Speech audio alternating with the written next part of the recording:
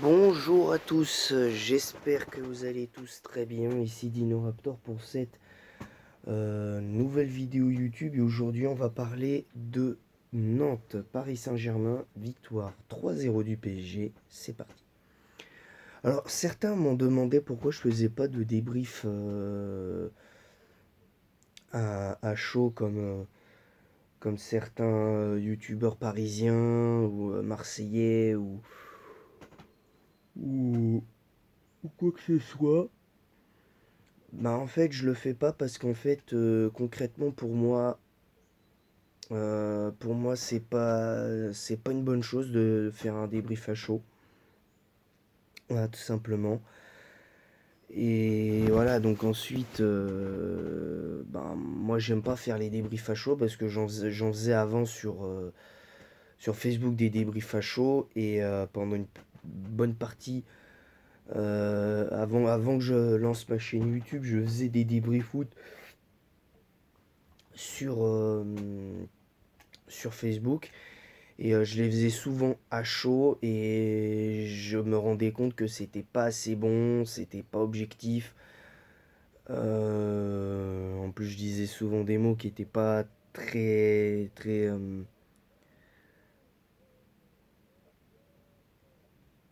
gentils pour l'adversaire, donc j'ai trouvé ça un petit peu dommage au final parce qu'il y avait quelque chose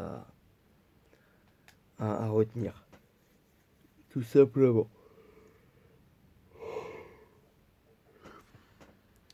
Voilà. Donc on va commencer ce débrief avec avec les 3 points de cette rencontre et puis après ben, mon avis global sur le match en lui-même. Ben, mon avis sur bah, le premier point de cette rencontre pour moi c'est l'excellent match de Messi. Pour moi homme du match. Parce qu'il a été omniprésent, il a pas marqué, mais il a fait 2 passes décisives, mais il a été omniprésent, il a fait mal. À chaque prise de balle, il a fait mal à la défense nantaise.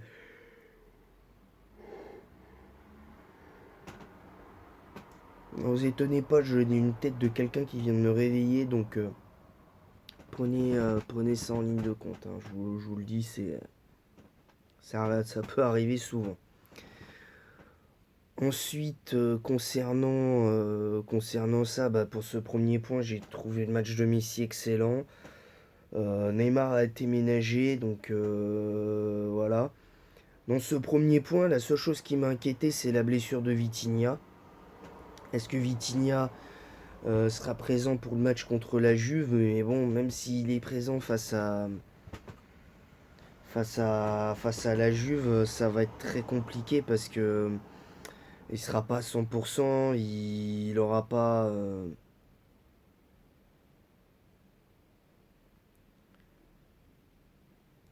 le même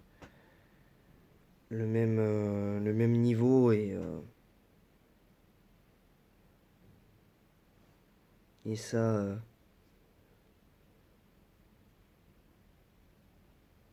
et ça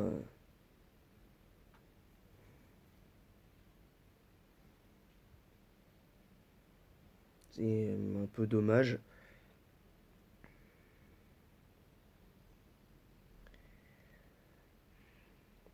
Donc donc voilà.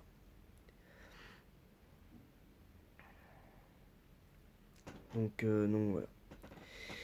Ensuite, le deuxième point de cette rencontre pour moi, c'est l'arbitrage que pour une fois j'ai trouvé au niveau que j'ai trouvé vraiment intéressant par rapport à- par rapport à ce que je vois d'habitude d'habitude. Donc, un peu spécial, on va pas se mentir.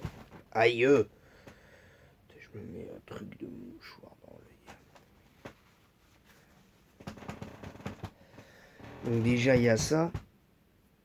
Le deuxième point, la première partie, c'est l'arbitrage, que pour une fois j'ai trouvé pas trop mauvais, même s'il y a eu pas mal d'erreurs de fait, notamment je pense sur deux trois actions, il y aurait dû y avoir un penalty pour le Paris Saint-Germain.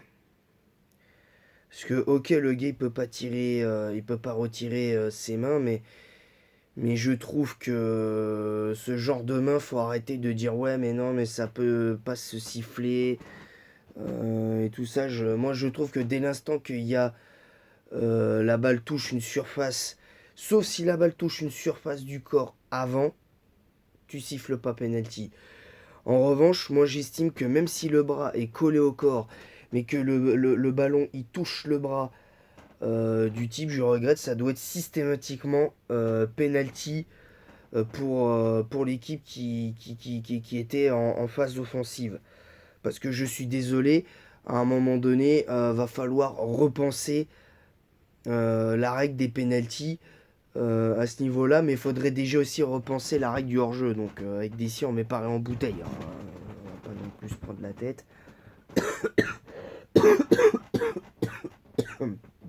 à ce niveau-là. Deuxième partie de ce point-là sur l'arbitrage, c'est que le rouge, on m'a demandé si le rouge était parfaitement logique. Alors pour moi, vitesse réelle, non.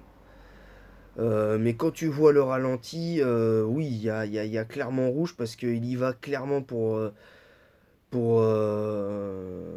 il va clairement pour faire mal. Donc c'est pas pour, même si c'est, je pense que c'est volontaire parce que là, il y a volonté de tacler, mais il y a une volonté, je trouve, de faire mal. Je trouve, enfin, le joueur aurait pu avoir une blessure beaucoup plus grave parce que le tacle arrive quand même.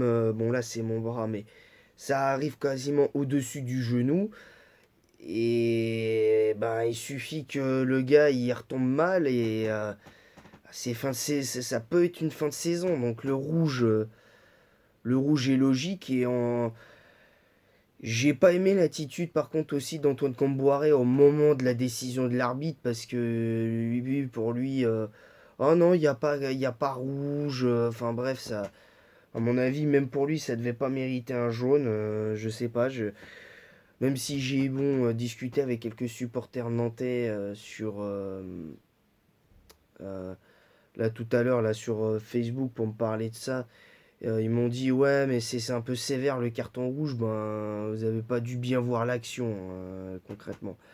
Parce que si il y va, il se retient si vous voulez, le gars qui fait la faute. Mais le problème c'est que celui qui prend le rouge, s'il y va ne serait-ce que 3 secondes plus tôt, ben il casse la jambe du joueur, hein. Il lui casse littéralement la jambe.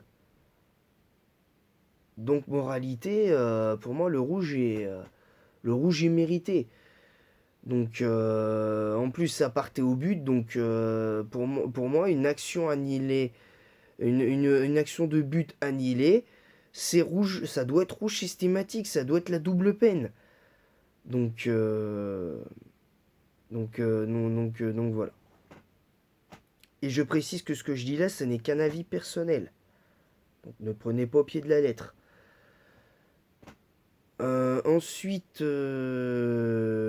comment dire? Le troisième point de cette rencontre, c'est Danilo. Et uniquement lui, parce que je trouve que Danilo a fait un excellent match défensivement, en défense centrale. Donc ça prouve qu'il peut dépanner. Donc ça, c'est plutôt cool. Après, elle a basculé au milieu de terrain avec la rentrée de Ramos, qui a fait une entrée par contre horrible. En plus, il prend un carton jaune. J'ai pas aimé la rentrée de Ramos.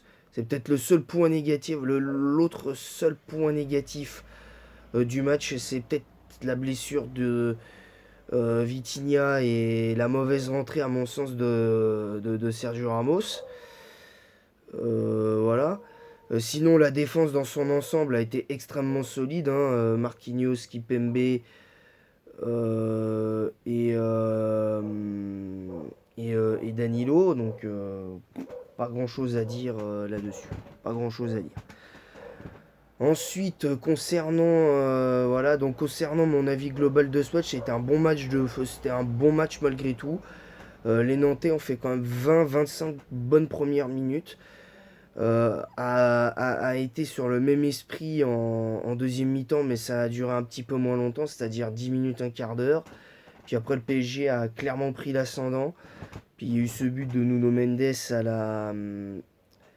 à la 68e minute, juste après l'heure de jeu. Euh, Bon, bah voilà quoi, c'était un match cool. Nuno Mendes a fait une bonne rentrée. J'aurais aimé voir quand même la rentrée de Carlos Soler quand même. J'aurais aimé le voir jouer, mais visiblement, je sais pas s'il était suspendu ou pas qualifié pour jouer le match.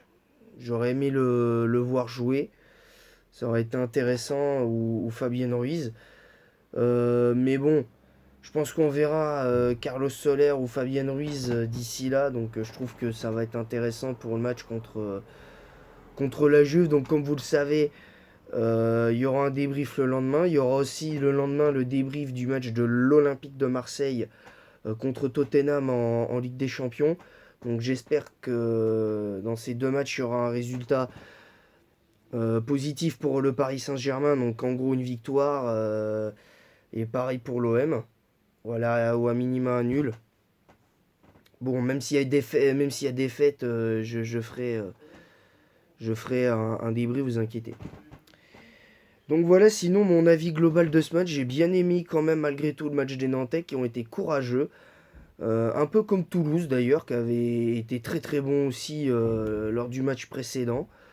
Bah là pour le coup, j'ai bien aimé le match des Nantais, même si bon, par contre au niveau des supporters, le petit flop, le seul flop que je mettrais, moi de mon côté, c'est les supporters nantais qui ont clairement, enfin certains supporters nantais qui se sont amusés à jeter des briquets ou je ne sais quoi sur le terrain au bout de 8-9 minutes de jeu sur un corner qui devait être tiré par Lionel Messi. Je trouve que c'est honteux de faire ça, je trouve. Je trouve ça honteux. Mais bon, c'est comme ça. Malheureusement, nous, en tant que téléspectateurs, quand on regarde le match à la télé, on peut pas vraiment faire grand-chose. Quand on donne notre avis en vidéo, on peut que faire un constat et entre guillemets s'indigner du truc. Sinon, ça marche pas. Voilà.